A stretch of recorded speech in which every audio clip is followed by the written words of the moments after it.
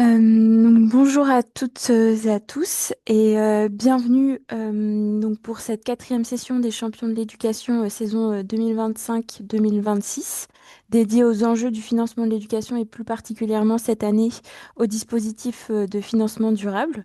La session d'aujourd'hui sera consacrée au fonds à effet multiplicateur, comment démultiplier l'impact des financements éducation.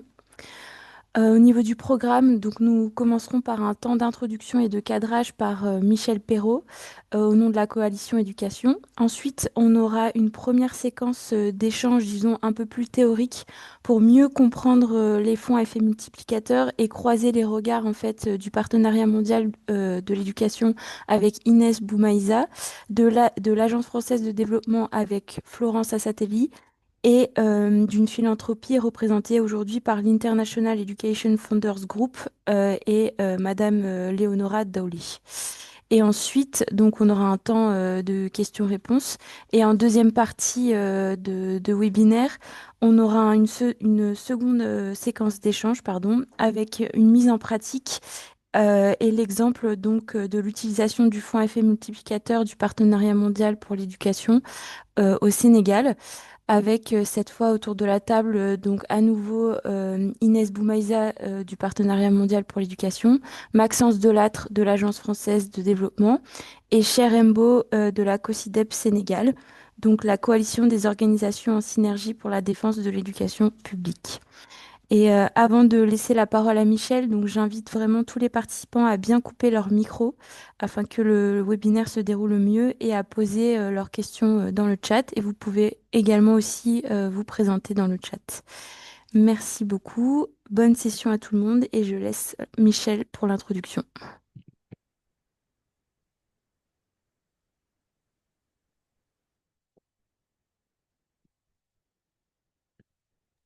Michel, tu nous entends?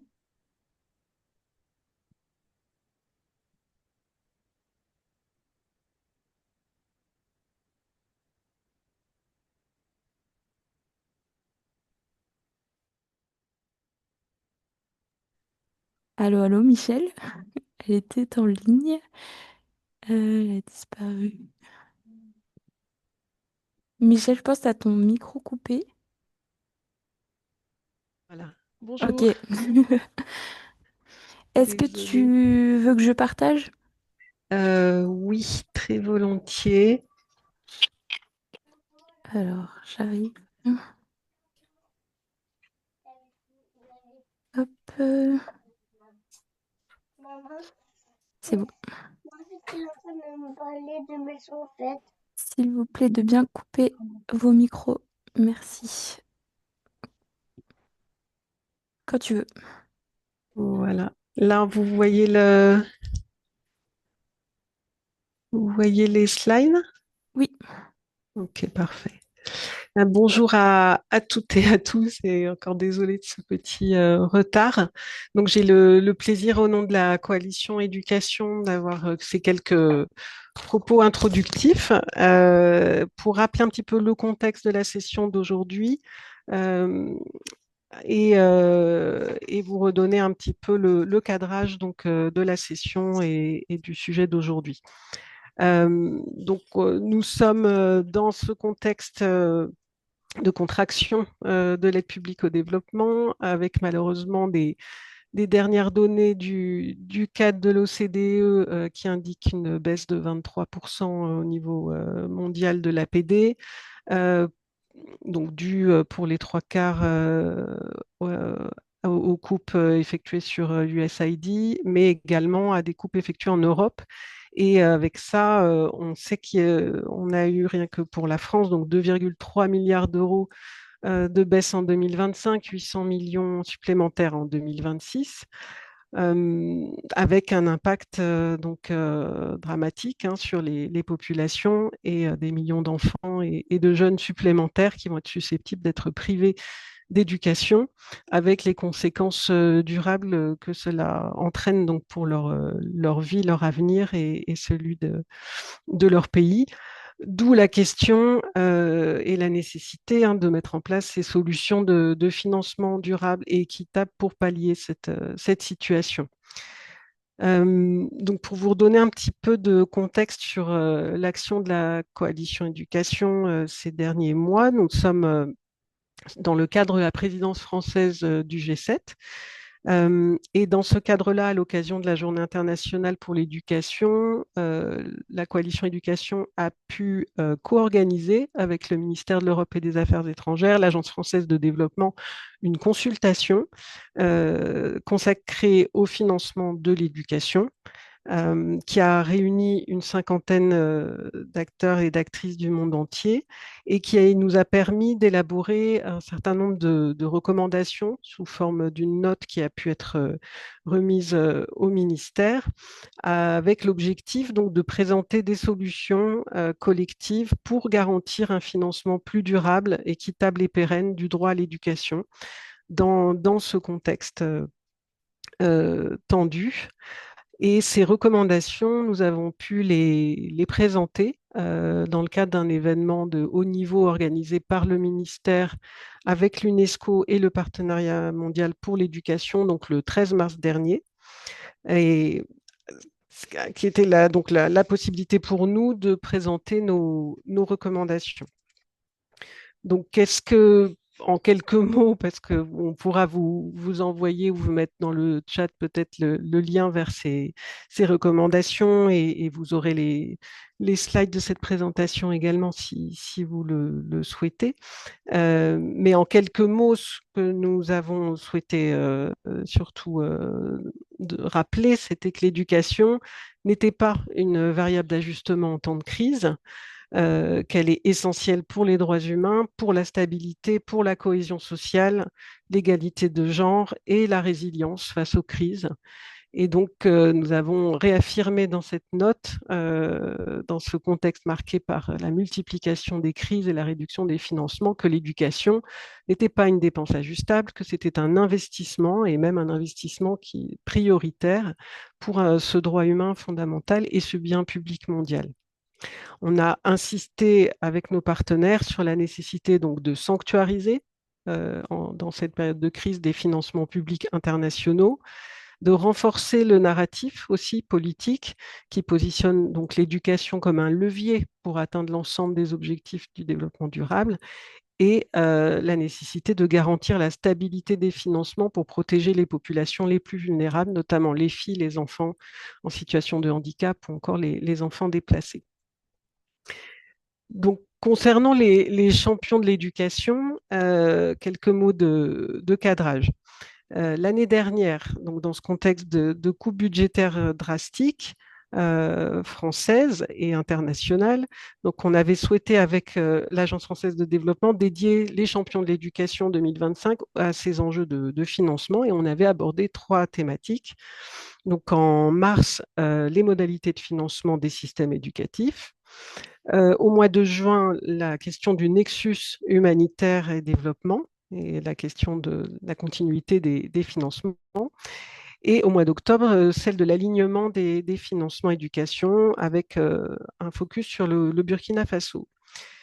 Compte tenu du contexte actuel et de la complexité aussi de ces questions de financement, euh, avec une crise qui ne fait que s'aggraver, il nous a semblé intéressant de poursuivre la réflexion en 2026 avec les champions de l'éducation, toujours sur ces questions de financement, et de s'intéresser à l'exploration de mécanismes de financement qu'on appelle innovants, pour mieux les comprendre, mieux les appréhender. Et donc, on propose d'articuler ces champions de l'éducation autour de 4 sessions dont 3 en ligne et une dernière qui nous permettra de capitaliser nos travaux sur les années 2025-2026. Dernière session donc, qui serait en présentiel.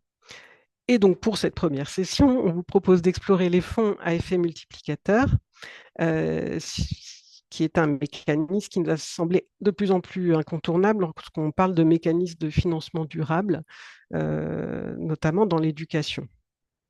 Alors, en termes de définition, qu'est-ce qu'un fonds à effet multiplicateur? Donc, il est souvent associé au concept de finance mixte ou de blended finance. C'est un mécanisme en gros financier qui est conçu pour maximiser l'impact d'une somme d'argent initiale et qui est défini par l'OCDE, à la finance mixte, définie comme l'utilisation stratégique de la finance du développement pour mobiliser des financements additionnels en faveur du développement durable dans les pays en développement. Donc on a un principe de levier financier et au lieu que l'argent de l'APD serve directement à payer l'intégralité d'un projet, on l'utilise plus comme une garantie ou un incitatif pour rassurer les autres investisseurs. Donc, on a beau parler de mécanismes innovants, je rappelle que les banques de développement, comme la Banque mondiale, utilisent l'effet de levier depuis les années 60 et que le concept moderne de multiplicateur pour la solidarité internationale s'est cristallisé en 2015 lors de la conférence d'Addis Abeba sur le financement du développement.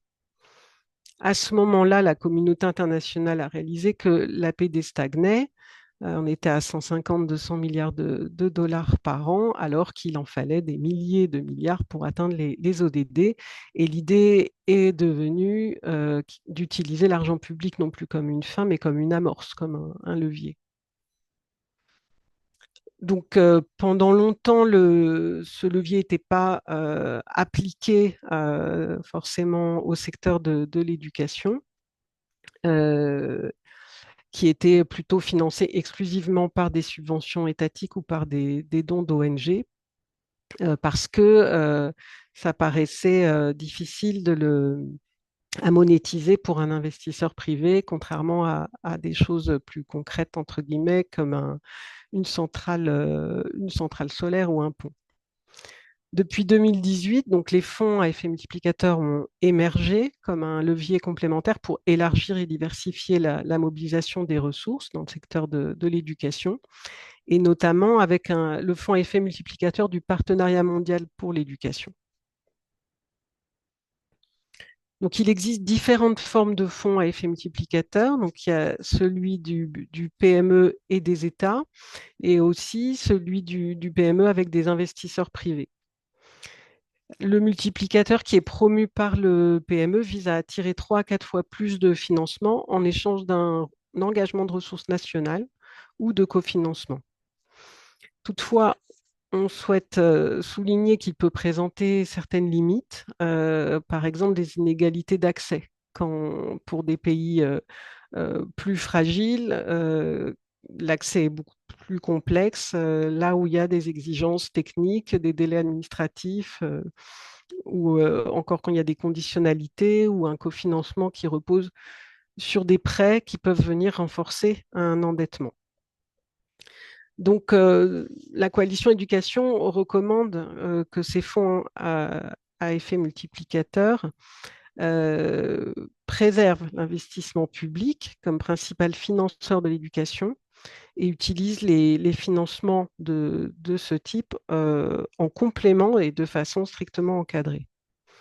Notre deuxième recommandation est la nécessité de définir des normes éthiques, des lignes rouges pour cet instrument, pour garantir l'inclusion, l'équité, la transparence, la responsabilité. C'est des mécanismes qui doivent être fondés sur l'approche respectueuse des droits humains, conformément aux principes d'Abidjan, afin de garantir le droit à une éducation publique gratuite et inclusive. Et enfin, troisième recommandation, c'est que ces fonds s'inscrivent dans des mécanismes qui soient alignés avec les priorités nationales et les systèmes éducatifs publics en évitant la marchandisation des services. Donc, ces recommandations, bon, elles s'appliquent au fonds à effet multiplicateur, mais elles sont également applicables à l'ensemble des dispositifs de partenariat public-privé, ce qu'on a eu l'occasion de souligner.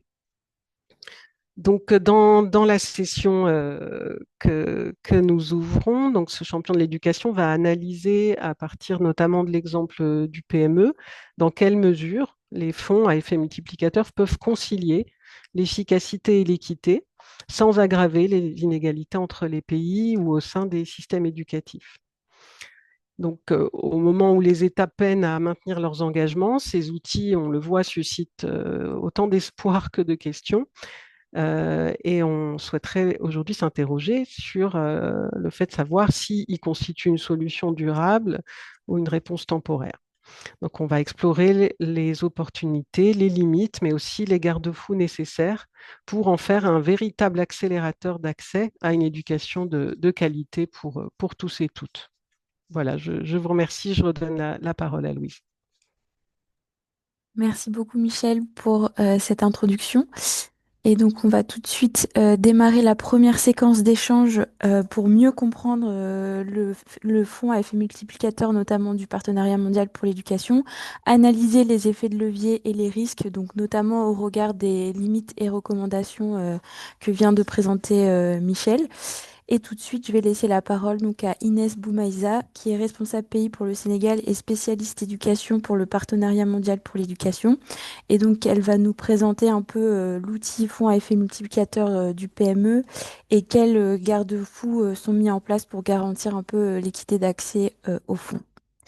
Inès, c'est à toi et je vais partager un peu. Merci beaucoup, Louise. Est-ce que vous m'entendez bien déjà? Oui. Super. Bonjour à toutes et à tous. Et tout d'abord, merci beaucoup de l'invitation à ce webinaire. Je suis vraiment ravie de représenter le Partenariat mondial pour l'éducation et vous parler un petit peu plus donc de ce fameux fonds à effet multiplicateur du GPE ou PME, c'est la même chose.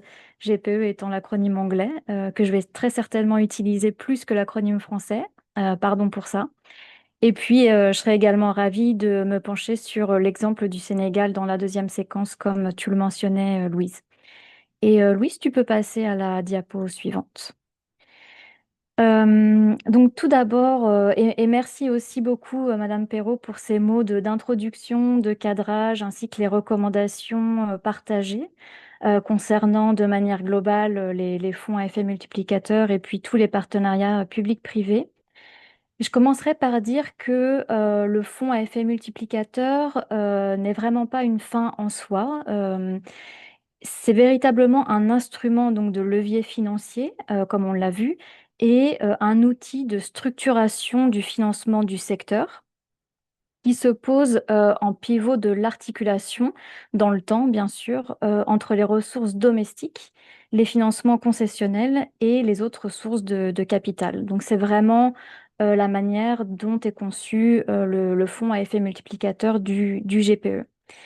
Et donc, dans cette logique-là, le fonds à effet multiplicateur contribue à ancrer le financement de l'éducation dans une logique de trajectoire durable plutôt qu'une simple mobilisation ponctuelle de ressources, car l'enjeu est vraiment de mobiliser plus et mieux, donc de manière crédible et soutenable.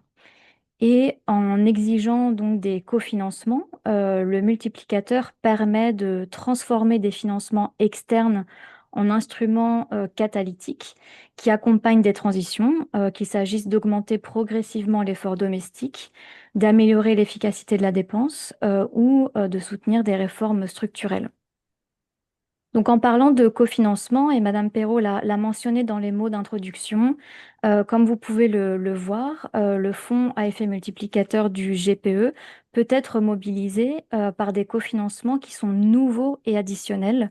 J'insiste bien sur ces termes parce qu'il s'agit effectivement d'inciter la mobilisation de nouveaux fonds, donc qui ont été disponibilisés par l'incitation du multiplicateur.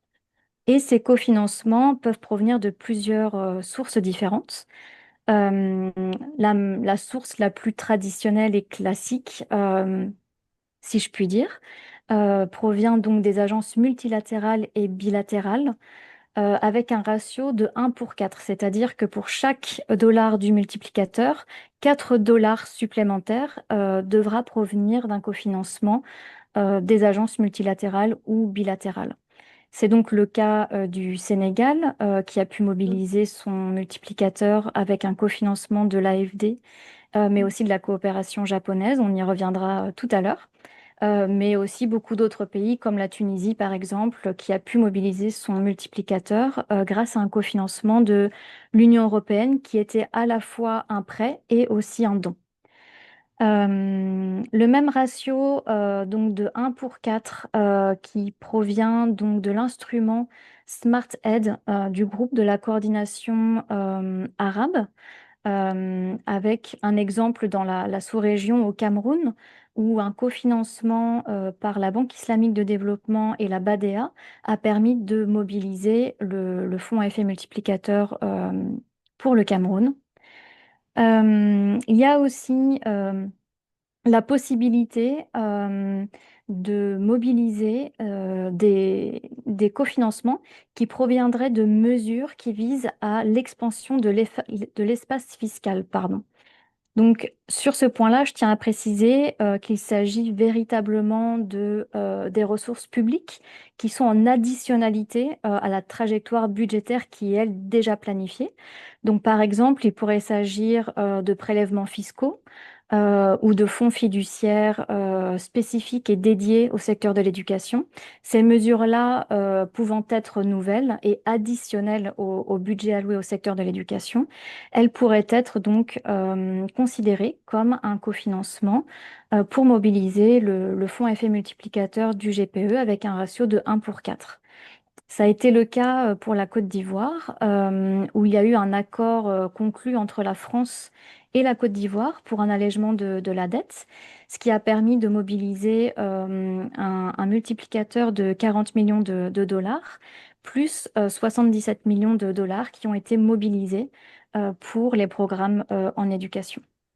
Et finalement, une autre source possible de cofinancement provient du secteur privé et des fondations, la philanthropie. Et on a donc avec nous une collègue qui pourra nous en dire davantage là-dessus, mais avec un ratio de 1 pour 1. Et quelques exemples de ce genre de configuration, avec en premier lieu, la Gambie, où une partie du multiplicateur avait été mobilisée il y a quelques années par la fondation MRC Hollande.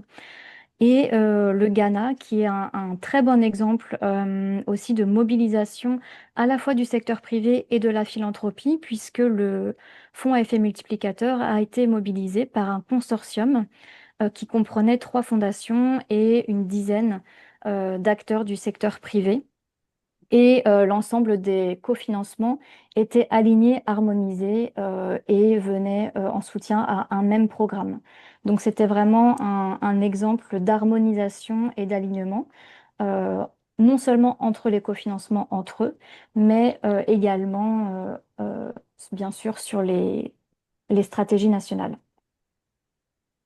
Ceci étant dit, bien sûr, cette logique de levier pose la question centrale qui a été abordée dans les mots d'introduction, qui est comment s'assurer que cette recherche d'effets multiplicateurs ne se fasse pas, bien sûr, au détriment des pays les plus fragiles ou des populations les plus vulnérables. Donc avant de rentrer dans les mécanismes, les différents mécanismes du GPE qui assurent justement de prioriser l'équité et de servir les populations, les pays les plus vulnérables, je voulais juste attirer votre attention sur le fait que depuis 2018, donc, premièrement, 4 milliards 7 de dollars ont été mobilisés en cofinancement en utilisant bien sûr ce fonds à effet multiplicateur du GPE. Mais l'information la plus importante que je voulais partager avec vous, c'est que le tiers de ces financements ont été alloués à des pays fragiles ou des contextes de conflit. Euh, on a également, bien sûr, certains garde-fous pour s'assurer que ces fonds à effet multiplicateur ne contribuent pas à exacerber les disparités entre les pays et les populations. Euh, l- une première mesure, un premier garde-fou est vraiment réside dans le fait que le GPE est, comme vous le savez, un fonds, mais également un partenariat.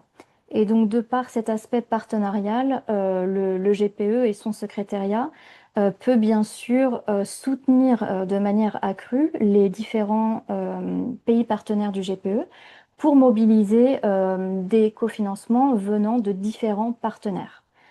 Et par ailleurs, je me permets de mentionner en passant que Une fondation en soutien au GPE a été créée récemment et elle vise justement à soutenir le GPE et les pays partenaires du GPE à mobiliser davantage de cofinancement venant de ressources un peu plus variées et notamment plutôt du côté philanthropique et du secteur privé. Donc c'est une aide supplémentaire pour assurer que ce fonds effet multiplicateur n'exacerbe pas les potentielles disparités, puisque bien sûr dans des pays où les et les partenaires peuvent être en nombre limité, ça peut évidemment poser plus de problèmes pour trouver un cofinancement. Et également avec la stratégie GPE 2030, qui va donc couvrir et qui couvre donc le cycle 2026-2030, il y aura aussi une possibilité de convertir des fonds multiplicateurs pour lesquels des cofinancements n'auront pas été trouvés sur un autre financement du GPE, le financement pour la transformation du système. Bien sûr, ce sera soumis à l'examen du conseil d'administration du GPE, mais c'est un mécanisme qui sera possible pour assurer qu'on ne pénalisera pas les pays qui n'auront pas pu trouver de cofinancement. Louise, tu peux passer à la slide suivante. Merci beaucoup. Et donc maintenant, pour rentrer un petit peu plus dans le détail des mécanismes du GPE pour prioriser donc les pays et les populations les plus vulnérables, je vais donc partager avec vous trois grandes mesures, trois grands mécanismes. Le premier, c'est donc la formule d'allocation qui sert à déterminer, bien sûr, les allocations de l'ensemble des financements du GPE, mais y compris le fonds à effet multiplicateur. Je vous ai mis la formule sur cette diapositive. Alors, si vous n'êtes pas très bon en maths comme moi, c'est peut-être un petit peu compliqué à lire. Mais l'élément principal de cette formule, c'est qu'en fait, elle est basée sur un indice des besoins qui inclut d'une part la population en âge primaire, mais également le taux d'achèvement du primaire. Elle inclut aussi un élément qui est basé sur les résultats d'apprentissage et également la population en âge du secondaire avec le taux d'achèvement du secondaire. Donc pour vraiment assurer qu'on a une image complète de la population qui est en âge d'y aller et aussi des enfants qui sont en dehors de l'école ou qui n'achèvent pas les cycles.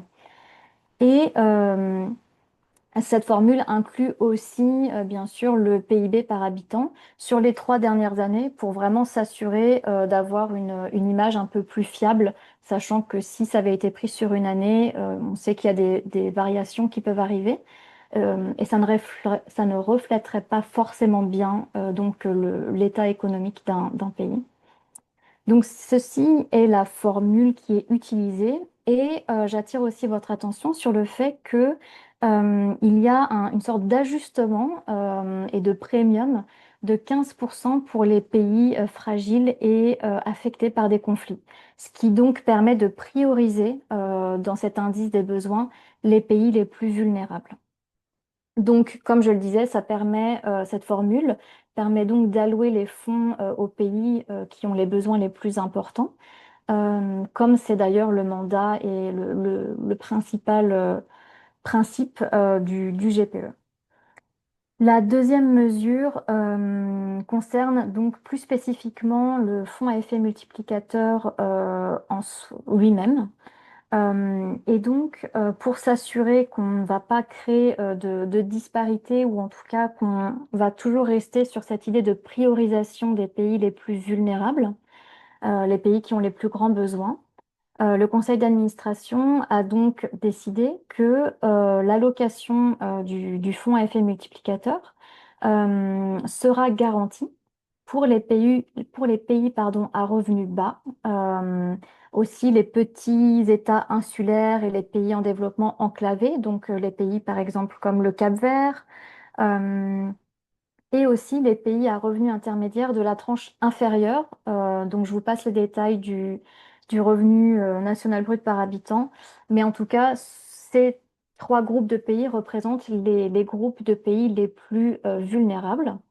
Et par contre, pour les pays à revenus intermédiaires, mais de la tranche supérieure, ceux qui sont un petit peu mieux lotis, on va dire, l'allocation du fonds effet multiplicateur ne sera pas garantie euh, et elle sera donc disponible sur le principe du premier arrivé, premier servi, sous réserve des fonds disponibles. Donc encore une fois, ce mécanisme vise vraiment à prioriser donc les pays aux plus grands besoins. Et finalement, bien sûr, une fois que le fonds à effet multiplicateur est débloqué par un cofinancement, euh, il y a la conception du programme qui va être soutenu par ce fonds à effet multiplicateur et le cofinancement. Et donc, j'y reviendrai un petit peu plus tard et plus en détail avec le cas du Sénégal.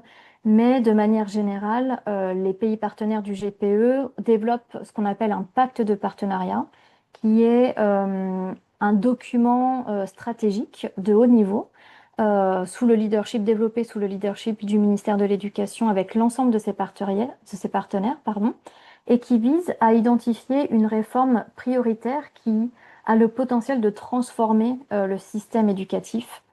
Et de manière générale, bien évidemment, l'ensemble de ces pactes de partenariat ont un grand focus sur justement les populations les plus vulnérables, puisque l'inclusion et les mesures permettant de traiter les phénomènes de disparité sont vus comme des mesures qui ont un très grand potentiel de transformation du système. Et donc, sur la base de ces pactes de partenariat, le fonds à effet multiplicateur, une fois débloqué et une fois qu'il sera utilisé pour concevoir des programmes, va bien sûr viser à prioriser les populations et les régions les plus vulnérables dans un pays. Donc pour conclure, et pour reprendre aussi un petit peu les enjeux évoqués dans les mots d'introduction, on voit que malgré les potentielles contraintes qui peuvent se poser avec les fonds à effet multiplicateur et notamment la possibilité de ne pas pouvoir mobiliser des cofinancements, on voit que l'outil en lui-même, puis les différents mécanismes du PME et les garde-fous permettent vraiment d'assurer une vigilance explicite et accrue pour que les multiplicateurs du PME servent l'équité, non seulement en termes de volume mobilisé, mais également dans leurs allocations. Voilà, je vais m'arrêter ici et Louise, je te repasse la parole. Merci. Merci beaucoup Inès pour cette présentation très intéressante et ces premiers éléments de réponse aux interrogations portées par Michel. On va tout de suite se tourner vers l'AFD avec Florence Assatelli qui est responsable adjointe de la division emploi, formation, éducation, qui va nous expliquer un peu comment l'AFD mobilise ce type d'outils et quels sont selon vous les effets de levier et les risques associés. Florent, c'est à vous. Bonjour, merci Louise. Bonjour à toutes et à tous. Je ne sais pas si vous me recevez correctement. C'est bon. Super. Merci pour cet échange, cette rencontre. Merci de nous donner la parole également pour illustrer un peu l'ensemble des propos sur la thématique des fonds effets multiplicateurs. Peut-être pour commencer, je voudrais juste donner deux éléments de contexte avant de revenir effectivement sur les effets de levier et les risques éventuels qu'on anticipe sur ce type d'outils. Le premier élément de contexte, c'est que côté AFD, un des marqueurs forts de nos interventions dans le secteur de l'éducation, c'est la stratégie de mobilisation et la stratégie partenariale qu'on essaye de développer, que l'on développe depuis près de 15 ans maintenant avec différents acteurs. Je pense notamment évidemment avec le Partenariat mondial de l'éducation qui est notre premier délégataire de fonds sur le secteur de l'éducation de base, et également l'Union européenne qui est aussi un de nos gros partenaires financiers. Je reviendrai avec quelques chiffres dessus tout à l'heure. Donc ça fonde aujourd'hui disons, cette dimension partenariale, donc d'aller chercher des cofinancements, aller chercher des délégations de fonds, ça contribue à fonder un peu notre stratégie de mobilisation. Si on regarde le stock aujourd'hui de nos projets en cours, les fonds délégués, alors tout secteur confondu, éducation, formation, emploi, enseignement supérieur sur l'ensemble du continuum, Les fonds délégués, c'est aujourd'hui 16% à peu près de nos projets en cours, sachant qu'on a on a à peu près 4,5 milliards d'euros de financement engagé sur plus de 270 projets. Encore une fois, là, c'est sur l'ensemble du continuum éducatif. Et il y a à peu près la moitié de ces financements qui concernent l'éducation de base. C'est à peu près 50% de nos financements qui sont sur le secteur de l'éducation de base. Donc 16% de nos ressources viennent de partenaires, de fonds délégués. Si je fais un focus sur l'éducation de base, je pense qu'on monte à peu près à 30%. Avec comme je le disais, deux principaux partenaires que sont le PME et l'Union européenne. Le PME nous a délégué plus de 450 millions de dollars depuis, on va dire, 10 ans maintenant, essentiellement sur ces guichets STG et GEA, donc System Transformation Grant, et le GEA, c'est pour l'égalité de genre à l'école. Et on a en fait on a un seul financement sur le fonds effet multiplicateur qui est le financement au Sénégal avec le PADES 2 qui vous sera présenté tout à l'heure par Maxence, donc je ne vais pas rentrer dans le détail du projet. Mais voilà, on est plutôt habitué aux outils, disons, STG et GEA qu'au financement effet multiplicateur. Sur les financements européens, donc c'est je dirais notre second délégataire de fonds. Et comme ça a été dit tout à l'heure, en fait, cette modalité de fonds à effet multiplicateur, elle est assez ancienne. Nous, on a plutôt l'habitude effectivement de la pratiquer avec l'Union européenne, où on a beaucoup de financements dits en blending, donc en mixage prêt-don. On va aller associer, on va aller mettre des prêts AFD et essayer d'aller mobiliser des fonds européens. On arrive sur des financements européens à des effets de levier qui sont de l'ordre de 1 à 6 sur le mixage prêt-don. Donc pour 6 euros apportés par l'AFD, on mobilise 1 euro de l'Union européenne. Et si on regarde l'intégralité de nos financements délégués par l'Union européenne, donc que ce soit du mixage prêt-don ou des cofinancements don, on va dire, on est sur un effet de levier de 1 à 2. Donc pour 2 euros apportés par l'AFD, on arrive à mobiliser 1 euro de l'Union européenne. Donc c'est des effets de levier qui sont assez importants. Ça, c'est disons un peu la big picture aujourd'hui, quoi. Comme ça a été dit, c'est peut-être le deuxième élément de contexte que je voulais aussi sur lequel je voulais revenir. Ça a été rappelé, la baisse drastique des budgets d'APD va changer un petit peu le paradigme des années à venir. Pour vous donner quelques chiffres un peu clés sur l'AFD, plus spécifiquement, donc si je synthétise, on a deux grands outils de financement, la subvention et le prêt. Sur la subvention, concrètement, on a nos budgets de subvention là pour 2026 qui vont être divisés par 7 par rapport à ce qui était envisagé, on va dire, il y a 1 an et demi, 2 ans. Donc on va arriver potentiellement à un budget français là qui va être validé, en loi de finances, d'environ 110 millions d'euros pour tout l'AFD, pour toute géographie, pour tout secteur. Donc c'est quand même assez c'est une baisse assez importante qui va poser un certain nombre d'enjeux notamment pour intervenir dans les PMA. J'y reviendrai tout à l'heure. Donc ça c'est sur la partie subvention, et sur la partie prêt, donc c'est aussi important d'avoir en tête que côté français en tout cas, on a ce qu'on appelle la doctrine Le Maire, du nom de notre ancien ministre de l'économie et des finances, qui contraint la capacité de l'AFD à prêter à certains pays. Donc c'est notamment lié à la soutenabilité de la dette, au fait qu'il y ait un programme FMI en cours ou pas, et donc en fonction de ces différents critères, l'AFD peut ou pas prêter.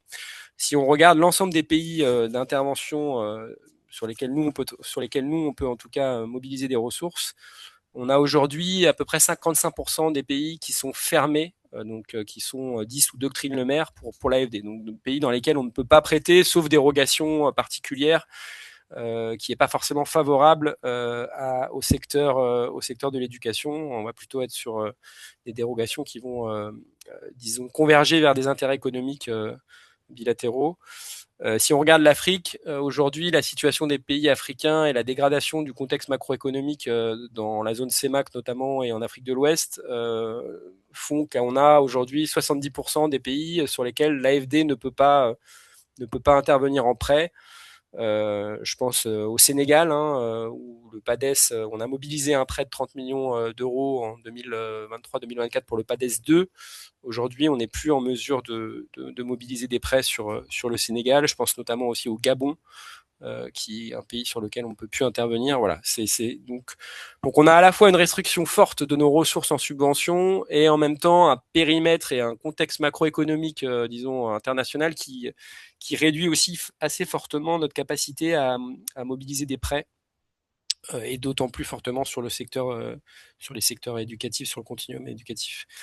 Voilà, donc ça, c'est deux points de contexte qui nous amènent à converger vers, effectivement, bon, je pense que c'est un petit peu aussi les ambitions qui ont été rappelées lors du FFD Fort de Séville, d'optimiser, d'accroître et de diversifier les financements pour le secteur de l'éducation, de mobiliser un maximum de ressources domestiques, d'aller aussi chercher les financements privés. Je pense que c'est aussi un des enjeux forts du PME avec des beaux résultats sur le précédent cycle. Ça a été rappelé tout à l'heure. Voilà un peu en termes de contexte. Peut-être pour revenir sur le sujet plus spécifique du fonds à effet multiplicateur, nous, ce qu'on observe et ce qu'on peut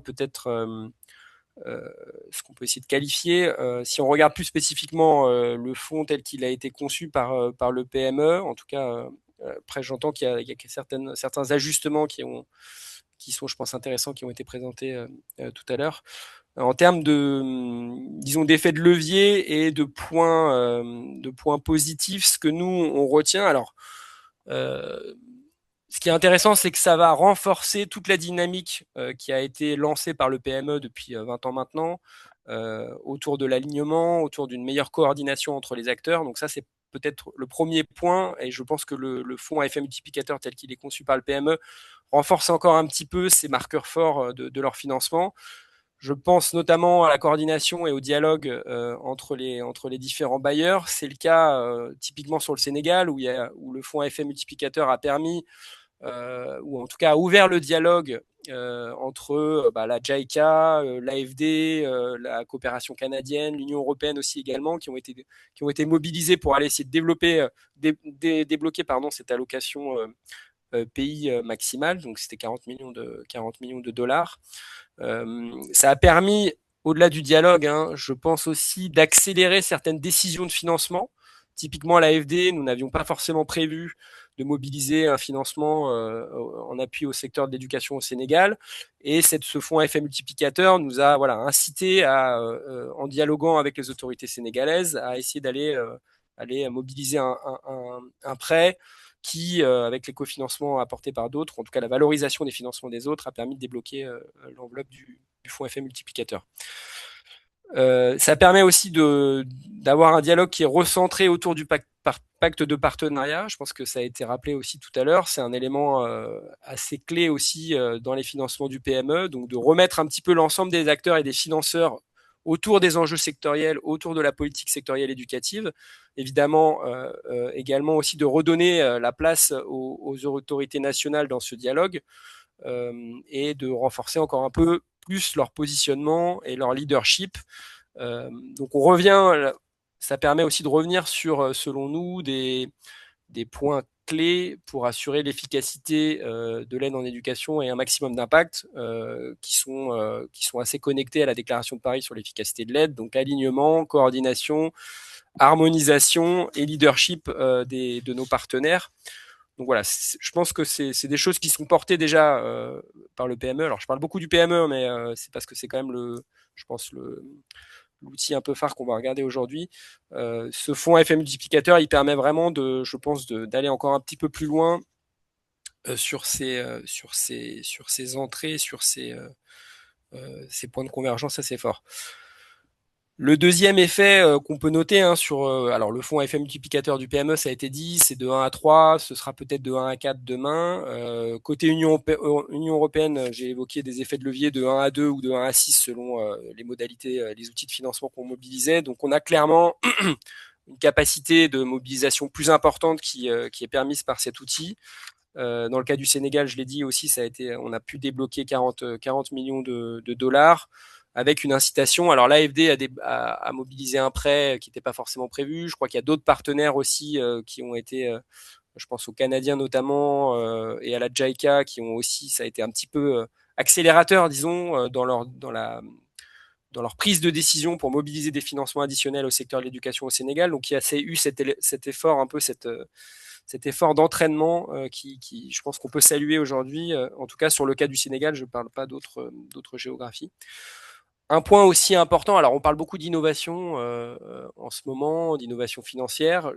C'est un mot un peu fourre-tout. Ce que l'on peut dire, c'est que, encore une fois, sur le cas du Sénégal, ce qui est intéressant, il me semble, c'est qu'on a pu mobiliser des fonds de subventions françaises, on a pu mobiliser du prêt, on a pu mobiliser, on a valorisé les fonds du PME du guichet STG et on a débloqué le fonds effet multiplicateur, sans parler des autres financements qui ont été apportés en tout cas valorisés par les autres partenaires.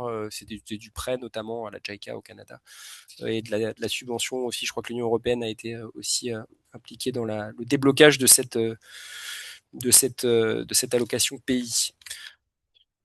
Voilà. Après, en termes de risques, bon, je pense qu'il y a déjà beaucoup de choses qui ont été dites. Un des risques principaux, c'est évidemment l'effet d'éviction pour les PMA. Hein, ça a été dit. Nous, très clairement, moins de subventions, donc ça veut dire moins de moyens pour les PMA. Des PMA qui sont généralement pas ouverts ou qui n'ont pas la capacité à s'endetter. Donc, on se retrouve un peu dans des logiques assez complexes pour aller apporter des soutiens financiers.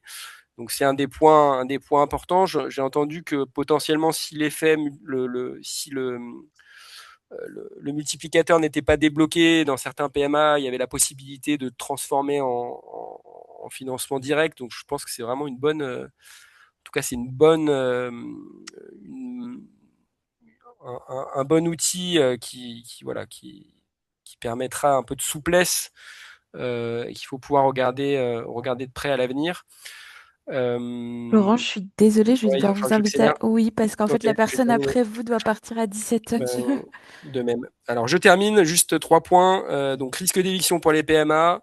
Peut-être aussi un risque de fragmentation des agents partenaires. Le PME a plusieurs guichets, donc voilà, il peut y avoir cet enjeu d'avoir différents agents partenaires avec différentes modalités de mise en œuvre. L'AFD, on pousse beaucoup pour les financements budgétaires très alignés, parfois des fonds communs, parfois des financements budgétaires de programmes ou financements budgétaires de politique publique.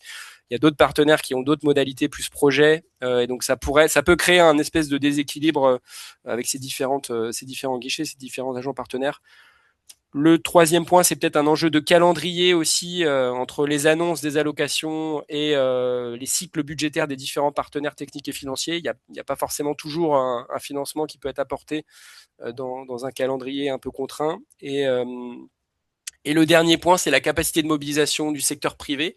Donc j'entends qu'il y a eu il y a eu de la mobilisation. J'ai vu passer, enfin, ça a été présenté au niveau du Ghana notamment. Voilà, c'est un peu un point d'interrogation, mais en tout cas, nous, on est intéressé à ce que cet outil-là puisse favoriser le financement de la philanthropie privée, sachant tous les efforts qui sont menés par l'ensemble de la communauté pour converger sur des financements à impact public et privé. Merci beaucoup, j'ai terminé. Merci beaucoup Florent pour cette perspective hyper enrichissante et ça fait parfaitement la transition avec notre prochaine intervenante, donc qui est Léonora Dolé, Senior Lead et de la Philanthropic Coalition à l'International Education Founders Group. Donc l'IEFG regroupe des fondations au profil varié. Comment ces acteurs de la philanthropie perçoivent-ils l'effet multiplicateur et avez-vous mis en place des guidelines ou des critères spécifiques justement pour garantir que ce type de mécanisme n'accentue pas les inégalités? Bonjour tout le monde. Je vais pas trop parler en fait parce que je pense que vous avez un peu tous dit. Donc je travaille pour un réseau de philanthropie, donc je travaille pas pour le PME et je vais dire GPE parce que je suis anglaise, donc je vais pas arriver à l'appeler le PME. Donc je vais juste parler un peu de la philanthropie et comment la philanthropie voit les fonds à effet multiplicateur. Euh, Parce qu'on a un réseau une centaine de fondations qui financent l'éducation. Et il y a une vingtaine qui s'intéressent à ce type de fonds. Donc, c'est pas tout le monde, mais c'est une grande partie. Et je pense que les acteurs philanthropiques voient de plus en plus des fonds à effet multiplicateur comme un moyen d'agir sur le système. Donc, pas simplement de financer des projets isolés, comme avant. Et c'est quelque chose qui se passe de plus en plus. Donc, ça, c'est particulièrement apprécié. Euh, et aussi le fait que les financements privés et philanthropiques sont intégrés dans les réformes enfin, les réformes éducatives nationales. Donc, ça, pour beaucoup de monde, c'est assez nouveau. Donc, les projets sont pilotés par le pays. Donc, la philanthropie essaie d'arrêter de financer les initiatives parallèles, mais surtout enfin, plutôt de financer les priorités qui sont définies par les gouvernements avec un impact à grande échelle. Donc, pas les projets pilotes. Et donc, les fonds à effet multiplicateur, c'est un mot très difficile à dire. Les fonds comme ça sont largement perçus comme l'utile le plus puissant du GPE, par exemple, pour mobiliser la philanthropie et le secteur privé en même temps. Et c'est le mécanisme principal d'engager des partenaires du secteur privé avec les fondations, avec les GPE, au niveau du pays. Donc, pas d'école, mais vraiment du pays. Et pour beaucoup de fondations dans notre réseau, nous voyons que c'est un parcours très clair et très crédible. Donc, c'est assez structurant et tout est porté par le pays. Donc, il y a une étoile, enfin, il y a quelque chose un peu phare et c'est le pays qui mène les discussions, les décisions et c'est les fondations philanthropiques qui essayent de suivre, qui est difficile pour beaucoup de fondations.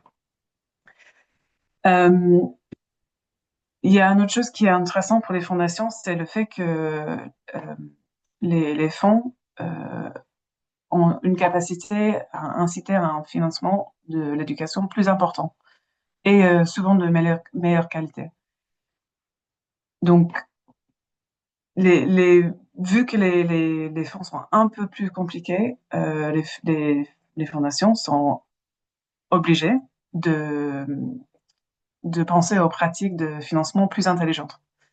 Euh, et ils sont obligés de s'aligner avec les gouvernements, les banques multilatérales, des autres philanthropies, le secteur privé. Et ils sont obligés aussi de mobiliser des ressources additionnelles autour des réformes prioritaires pour le pays. Encore une fois, pour le pays. Euh, donc, en même temps, c'est le type de réforme de financement, en même temps d'être une mobilisation, une façon de mobiliser des ressources. Euh, je vois ou j'entends souvent dans notre réseau des fondations qui financent par des fonds comme ça que ils, ils sont perçus comme une plateforme plus crédible pour l'innovation et le passage à l'échelle. Donc ça, c'est intéressant pour les fondations. Euh, Surtout pour les fondations qui ont des sommes à donner qui sont assez modestes. C'est possible d'une fois d'un côté de multiplier les fonds, mais aussi de se mettre avec des autres fondations pour multiplier aussi des financements. Je vais pas trop parler des garde-fous parce que c'est pas nous dans la AFG qui font ça. Euh, Inès, elle a beaucoup parlé de ce qui fait le GPE. Nous, on encourage les fondations de travailler ensemble, euh, de, de s'aligner avec les gouvernements et de suivre des conseils du GPE. Donc, c'est pas à nous de mettre des trucs comme ça en place, mais je vais vous parler un peu des exemples qu'on voit. On a un peu entendu parler déjà, et je sais que vous allez entendre l'exemple du Sénégal, donc je ne vais pas parler de ça, mais on voit beaucoup de philanthropies qui ont mis beaucoup d'années en fait à mettre des exemples, enfin des vrais financements multiplicatifs en place. En Côte d'Ivoire, GPE a activé des financements comme ça avec la philanthropie et le secteur privé. Euh, C'était le Fondation Jacobs, basé en Suisse, et ses partenaires qui ont lancé quelque chose qui s'appelle Child Learning and Education Facility. C'est un mécanisme dirigé par le gouvernement. Ça, c'était la Fondation Jacobs avec d'autres fondations, d'entreprises, du cacao et du chocolat et du gouvernement. Et donc, les acteurs du secteur n'étaient pas engagés uniquement par la philanthropie, mais aussi parce que CLEF, le projet, proposait un modèle d'investissement crédible et très structuré, qui était intéressant pour les entreprises aussi.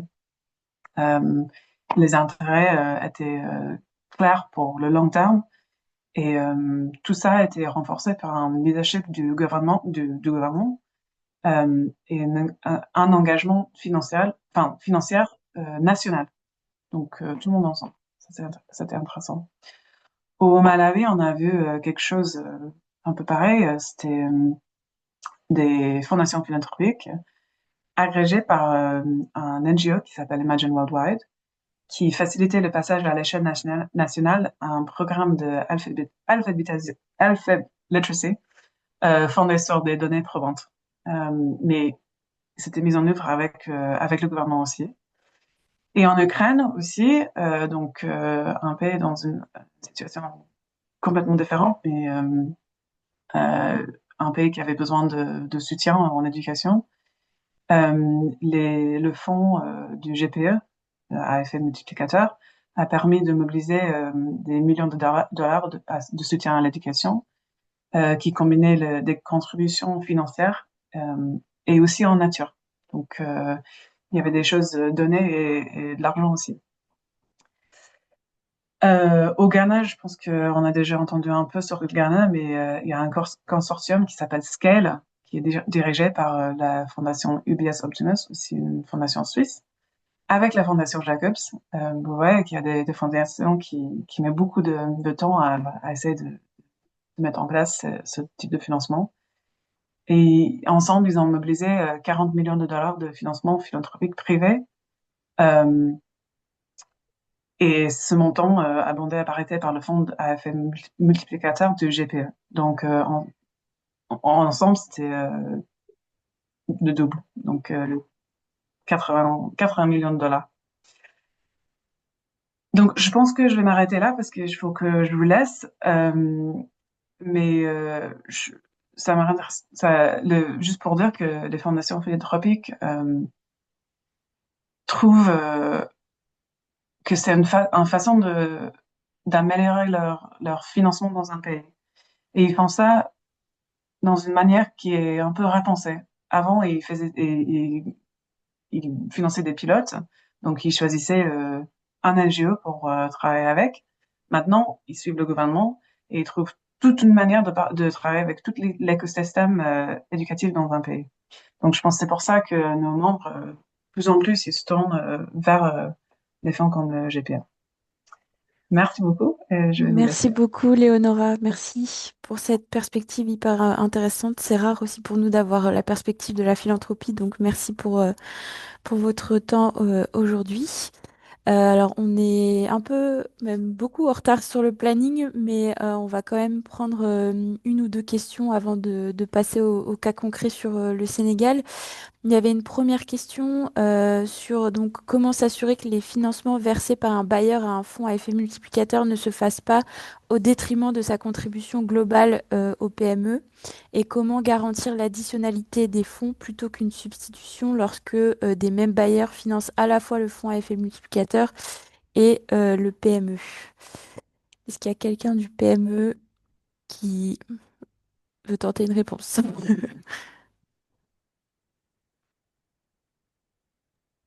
Inès?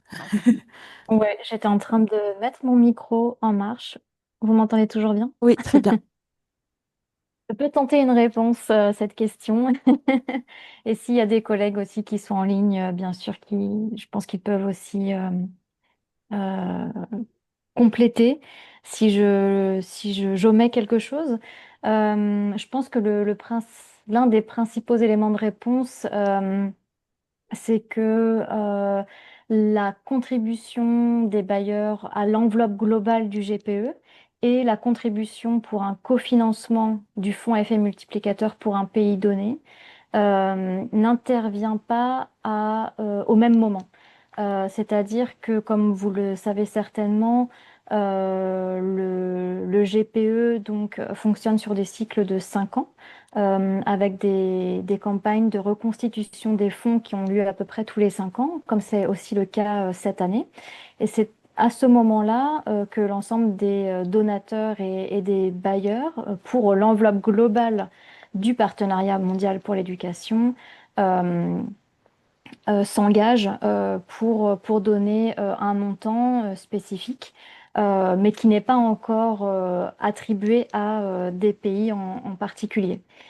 Et une fois donc que l'enveloppe globale du PME est reconstituée sur la base de ces différentes contributions, le conseil d'administration du GPE détermine les allocations par pays sur la base de la formule que je vous ai montrée tout à l'heure.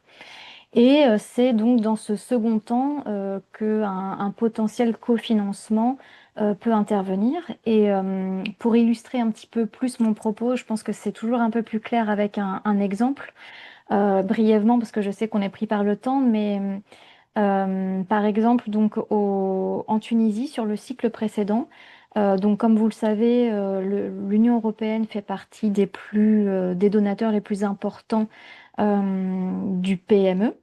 Euh, et donc l'Union européenne avait bien sûr à contribuer sur le cycle précédent pour l'enveloppe globale. Et lorsque le fonds effet multiplicateur de la Tunisie a été disponible, c'est encore une fois l'Union européenne qui a débloqué un cofinancement. Et en fait, la manière dont ça s'est fait, c'est que l'Union européenne avait déjà euh, en tête un programme pour le secteur de l'éducation en Tunisie, mais qui se focalisait davantage sur l'éducation supérieure, l'enseignement supérieur. Et en fait, la disponibilité du fonds à effet multiplicateur pour la Tunisie a incité l'Union européenne à ajouter des ressources supplémentaires pour ce programme-là, mais qui seraient uniquement dédiées à l'éducation de base.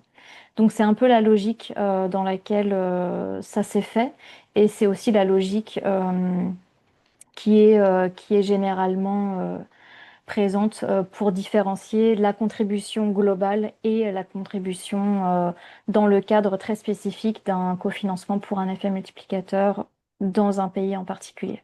J'espère que ça répond à la question. Merci beaucoup Inès.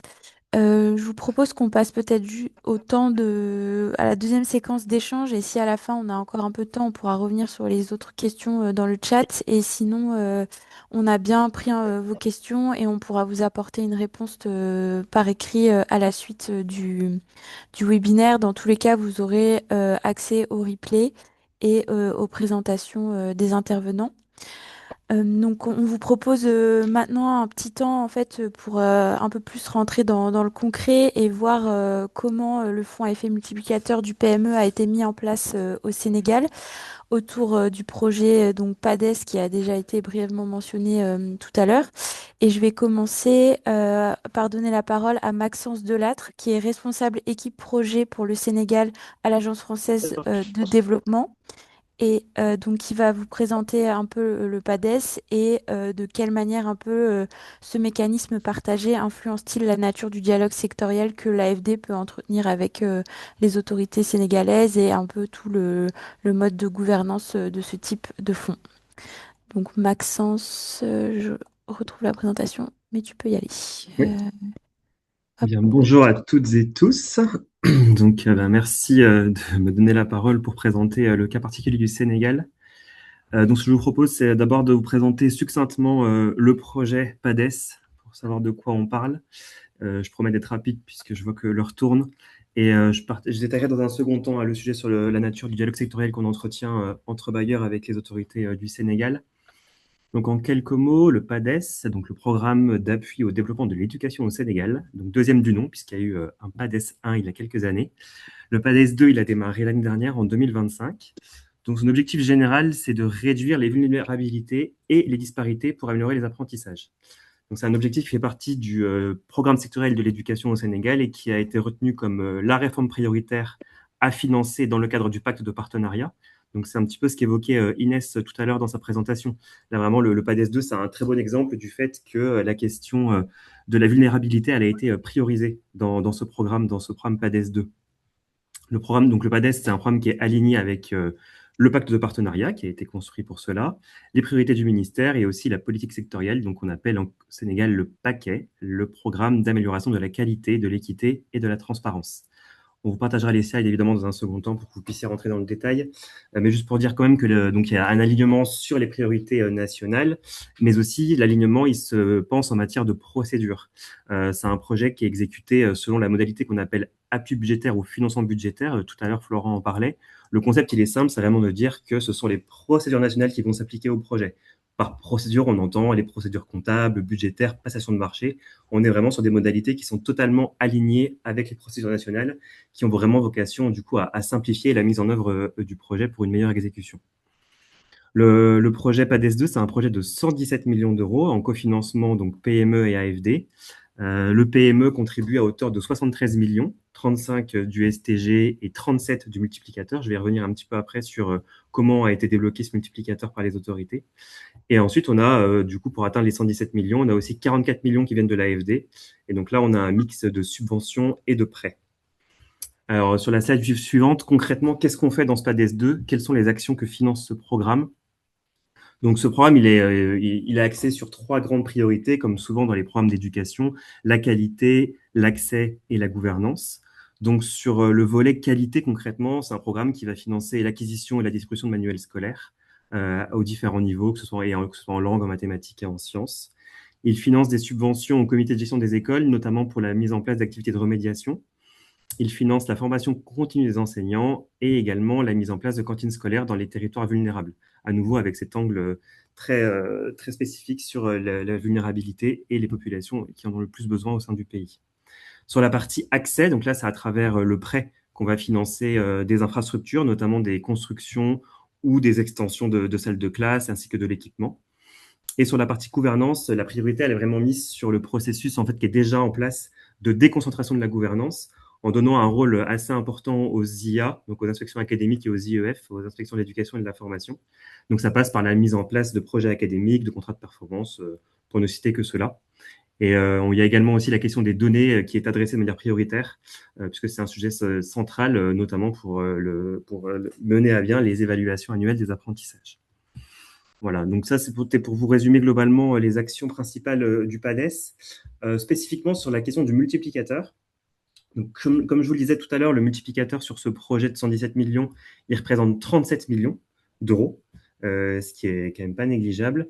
Et en fait, il a pu être mobilisé dans sa totalité parce que les partenaires techniques et financiers au Sénégal qui font de l'appui budgétaire ont présenté un projet conjoint au PME. Donc, les partenaires, c'est l'AFD, le Canada, la JICA et l'Union européenne qui se sont associés, qui sont mis autour de la table pour présenter une démarche commune, un projet total de 150 millions d'euros. Et c'est ce qui a permis en fait de débloquer l'intégralité du fonds multiplicateur de 37 millions. Donc, ce qui fait la force en fait de cette démarche, c'est évidemment le côté extrêmement aligné entre les bailleurs et aligné sur les priorités et les procédures du Sénégal. Évidemment, ça supposait quand même une dynamique partenariale qui était déjà bien engagée. Hein. Effectivement, le dialogue était déjà très fort entre les différents acteurs. Et donc, effectivement, ces bases étaient assez fortes, ce qui a permis en fait de bâtir une démarche conjointe et de débloquer la totalité du fonds de 37 millions. Alors, comment ça influence positivement le dialogue sectoriel qu'on peut avoir avec les autorités sur le terrain? En fait, c'est vrai que cette démarche d'aller débloquer le fonds multiplicateur avec le ministère, ça a vraiment eu un effet très fédérateur. Ça a permis, comme je vous le disais, de construire un programme conjoint aligné et donc ce qui supposait également une gouvernance conjointe, une gouvernance commune pilotée par le ministère de l'Éducation nationale pour suivre en fait l'ensemble de ces programmes en appui budgétaire. C'est quand même assez spécifique, on ne l'a pas dans tous les pays d'intervention de l'AFD. Et donc cette gouvernance, en fait, elle prend la forme d'un comité qu'on a appelé le COSCAB, le comité de suivi des appuis budgétaires. Donc, comme je disais, c'est un comité qui a été construit suite à cette proposition de programme conjoint qui a permis de débloquer le multiplicateur. C'est un comité de pilotage qui est piloté par le MEN, par le secrétaire général du ministère de l'Éducation nationale, et il rassemble l'ensemble de ses directions techniques.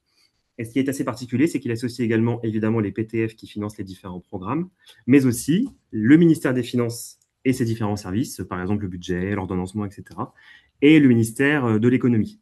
Donc l'ensemble des acteurs sont mis autour de la table pour faire le suivi de ces programmes, suivi de la performance, suivi de l'exécution, suivi des résultats, des réalisations. Alors comment ça fonctionne? Ça prend la forme de comités qui se tiennent régulièrement pour faire du suivi et d'un comité de pilotage qui prend des décisions.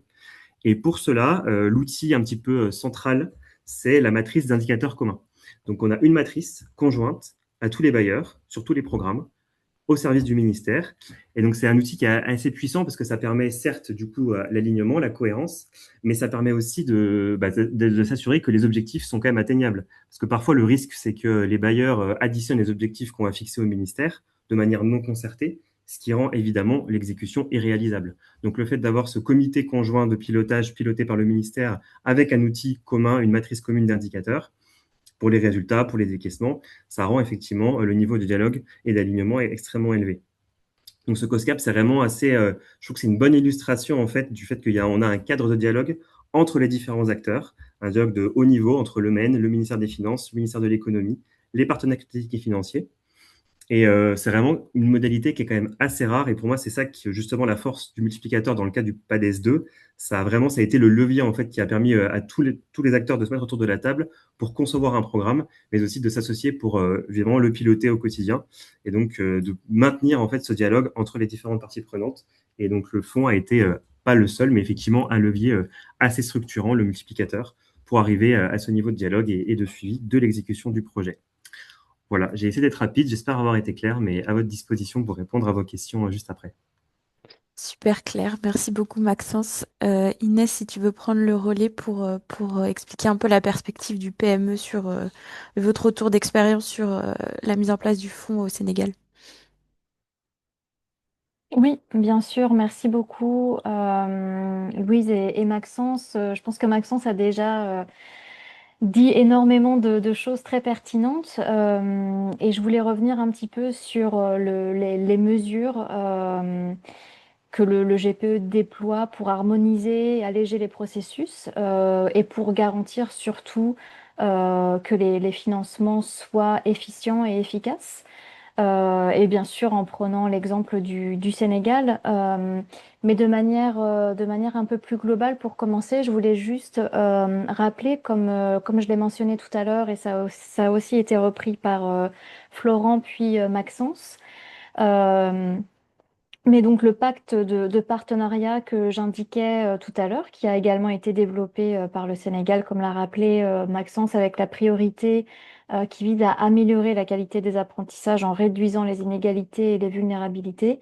Donc ce pacte, c'est vraiment un cadre important qui a aussi, je pense, contribué, en plus bien sûr de l'effet incitatif du fonds à effet multiplicateur, mais qui a contribué pour le Sénégal et comme c'est aussi le cas dans d'autres pays partenaires du GPE, c'est un cadre qui permet aussi d'effectuer une analyse de plusieurs facteurs au niveau un peu plus systémique que le GPE considère comme des facteurs principaux qui peuvent bloquer ou alors justement améliorer cette transformation du système éducatif qui est vraiment l'objectif in fine.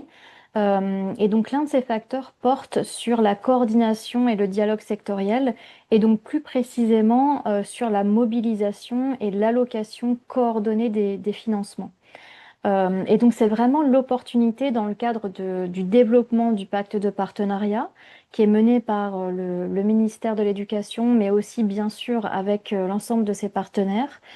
C'est l'opportunité de discuter de la manière dont les ressources externes, donc celles du GPE, mais pas uniquement, hein, bien sûr, on parle de l'ensemble des ressources, peuvent contribuer à renforcer donc le système et à être utilisées de la manière la plus efficace et efficiente possible. Et donc pour le cas du Sénégal, effectivement, le pacte de partenariat, son développement, cette discussion sur la mobilisation et l'allocation coordonnée des différents financements a vraiment joué un rôle important en plus du financement à effet multiplicateur. pour le ministère de l'Éducation qui a vraiment considéré et identifié ce facteur comme étant une priorité élevée pour vraiment transformer davantage son système et le consolider, le renforcer. Et donc, ce que le ministère et ses partenaires ont identifié, c'était vraiment la mobilisation de modalités alignées euh, sur les systèmes de gestion des finances publiques, comme l'a rappelé Maxence. Et c'est aussi de là où est né, et bien sûr, sur la base d'une expérience précédente, le PADES 1, qui était également cofinancé par le GPE et l'AFD. Mais c'est vraiment voilà, ces différents facteurs qui permettent de manière globale, mais aussi dans le cas du Sénégal, d'assurer du côté du GPE que cette discussion, cette incitation et ces recommandations d'utiliser des modalités qui soient le plus alignées possible aux systèmes nationaux soient prises en compte et soient discutées avec le ministère de l'Éducation, l'ensemble des partenaires, des bailleurs et également avec les ministères des Finances et de l'économie.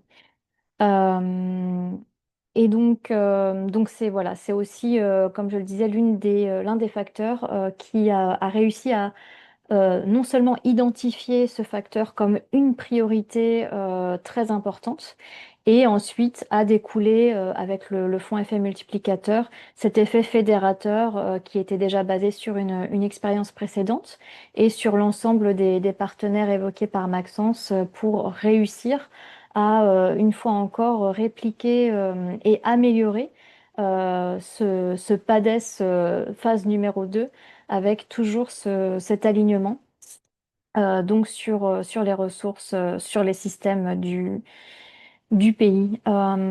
Et de manière plus globale, et je pense que ça coule un petit peu de source par rapport à ce que je disais, mais l'alignement et l'efficacité de l'aide sont vraiment des éléments essentiels pour le GPE et aussi des éléments sur lesquels on a des dialogues dans l'ensemble des pays partenaires. Alors évidemment, selon les contextes, l'utilisation des modalités alignées peuvent être possibles ou non, mais dans tous les cas, le GPE, notamment sur la base de la déclaration de Paris et avec des partenaires comme l'AFD, voilà, pousse vraiment ce dialogue sur l'alignement, l'efficacité de l'aide pour réduire la fragmentation, les duplications et renforcer les systèmes éducatifs.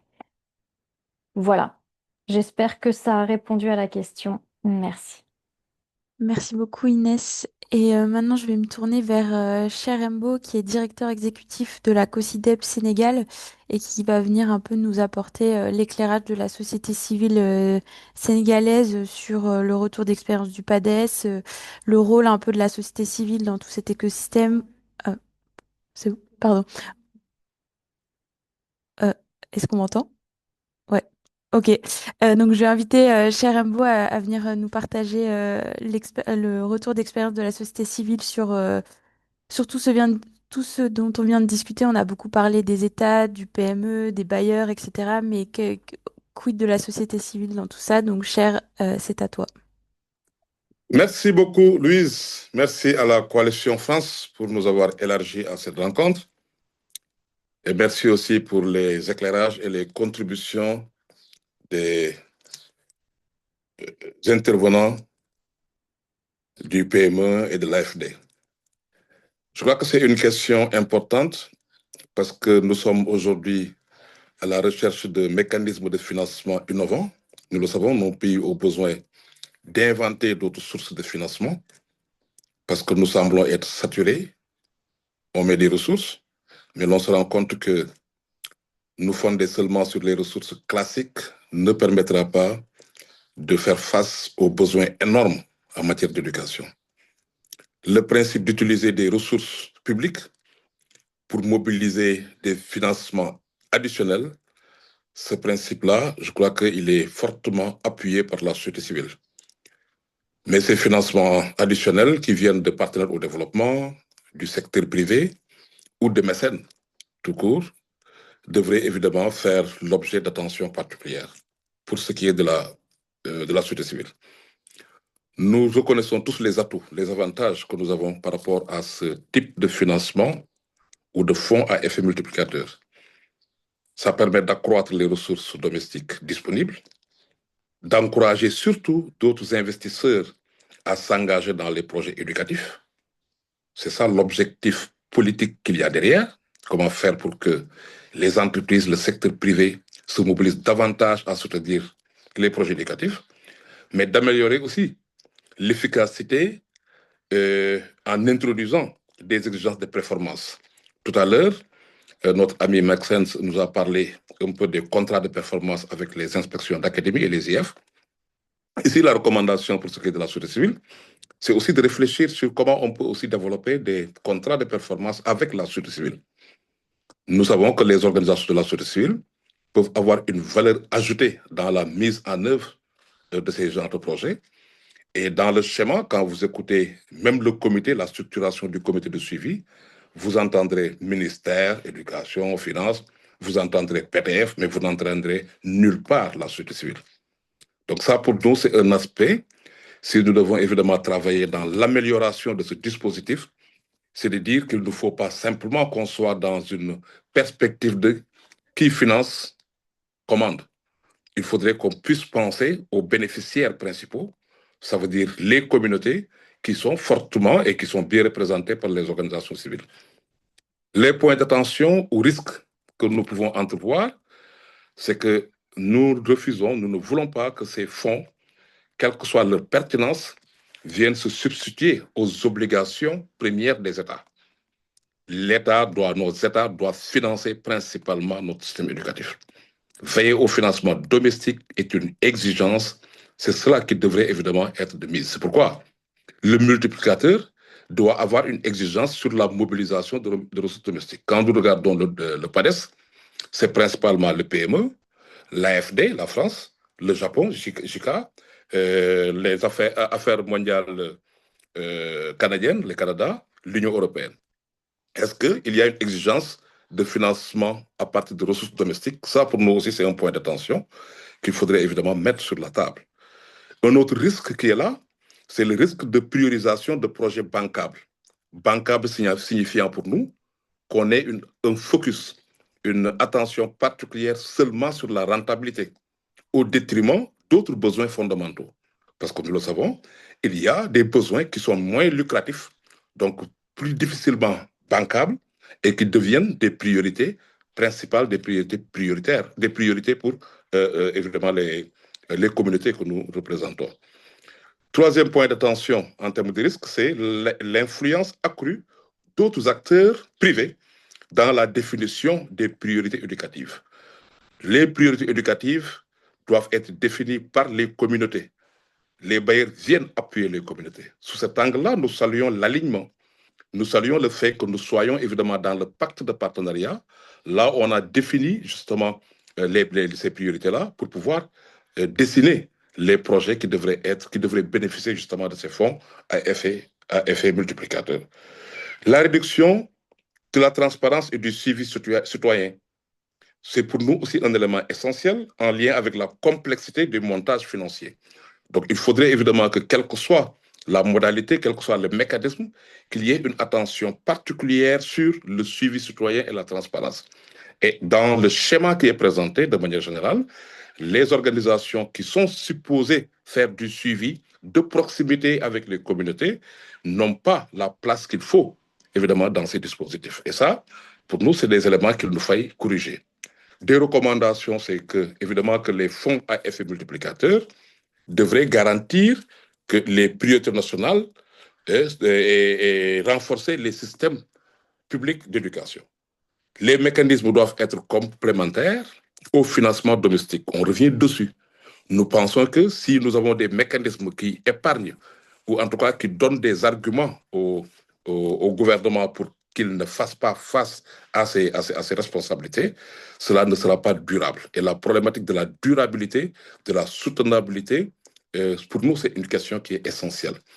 J'ai parlé de la transparence qui doit être au cœur de ce mécanisme, avec une ouverture des structures de gestion aux organisations de la société civile. Ce n'est pas le cas.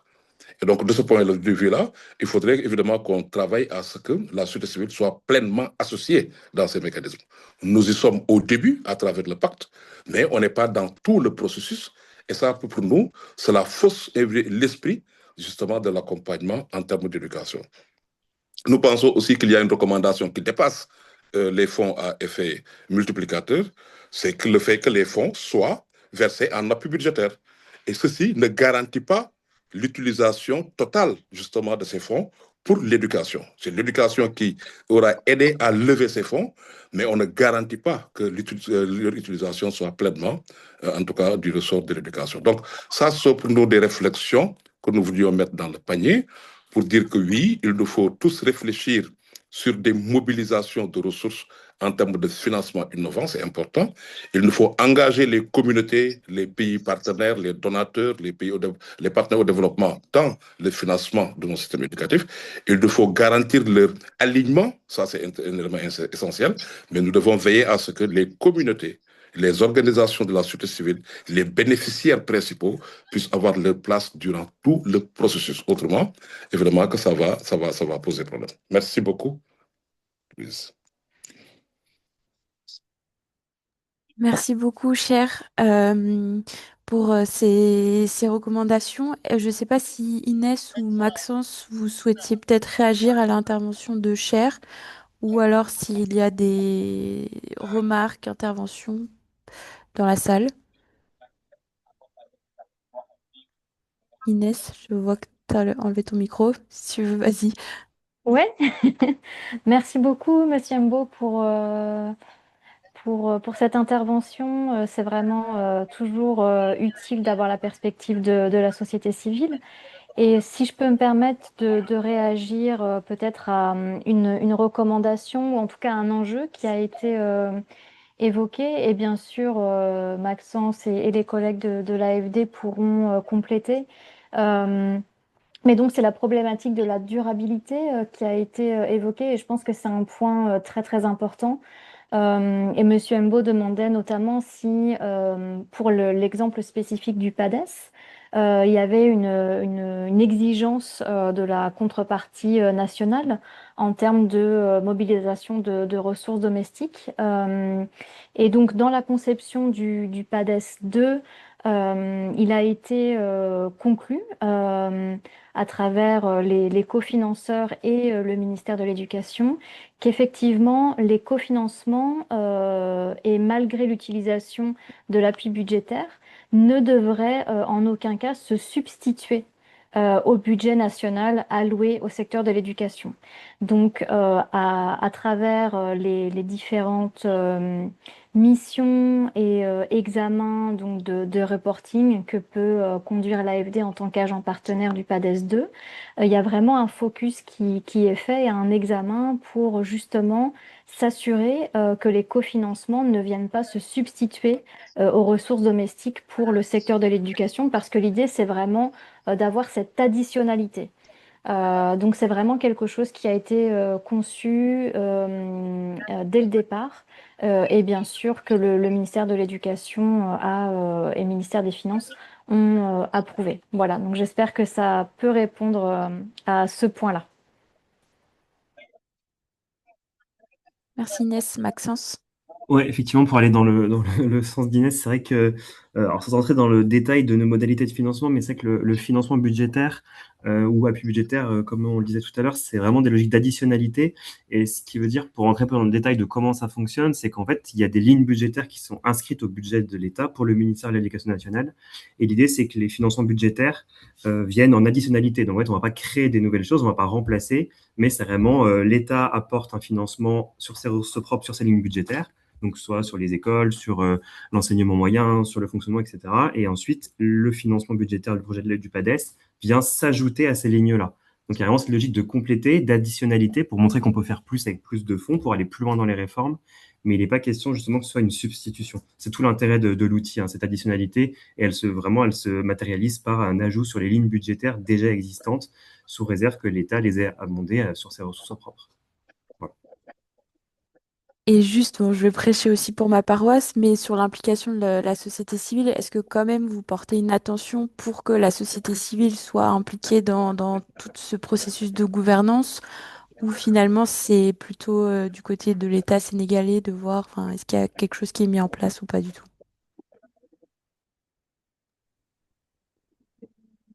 Je peux commencer à donner quelques éléments de réponse et Maxence, n'hésite pas si tu veux aussi réagir.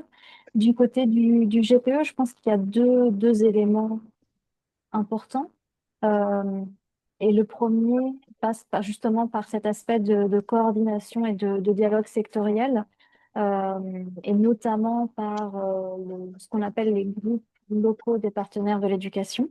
Dans le cas du Sénégal, c'est le GNPEF. Et c'est aussi un cas peut-être un petit peu plus spécifique car le GNPEF va être en cours de révision pour justement améliorer sa fonctionnalité puisqu'il a été observé que le dialogue n'était peut-être pas forcément optimal et idéal, mais en tout cas, dans le principe, ce GNPEF ou les groupes locaux des partenaires de l'éducation sont vraiment des plateformes dédiées pour que le ministère et l'ensemble de ses partenaires, y compris la société civile, peuvent ensemble non seulement discuter des stratégies, des priorités sectorielles, par exemple en amont de l'élaboration d'un plan stratégique, mais également de manière régulière faire le suivi des stratégies sectorielles et également des différents projets et appuis qui soutiennent la mise en œuvre des stratégies et du plan sectoriel. Donc ça, c'est une première manière et disons un premier mécanisme que le GPE soutient activement et qui vise à inclure justement les organisations de la société civile dans le développement, mais aussi le suivi de la mise en œuvre des stratégies sectorielles.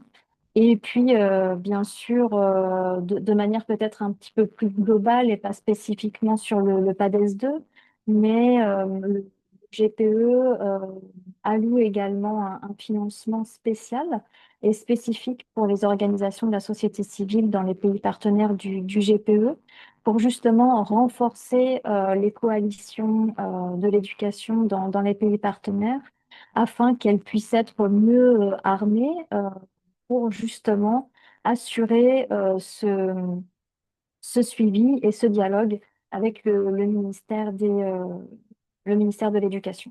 Donc, c'est un deuxième élément qui vient vraiment en soutien spécifiquement aux organisations de la société civile. Et d'ailleurs, pour le cas du Sénégal, c'est la COSYDEP qui a été bénéficiaire de ce financement-là.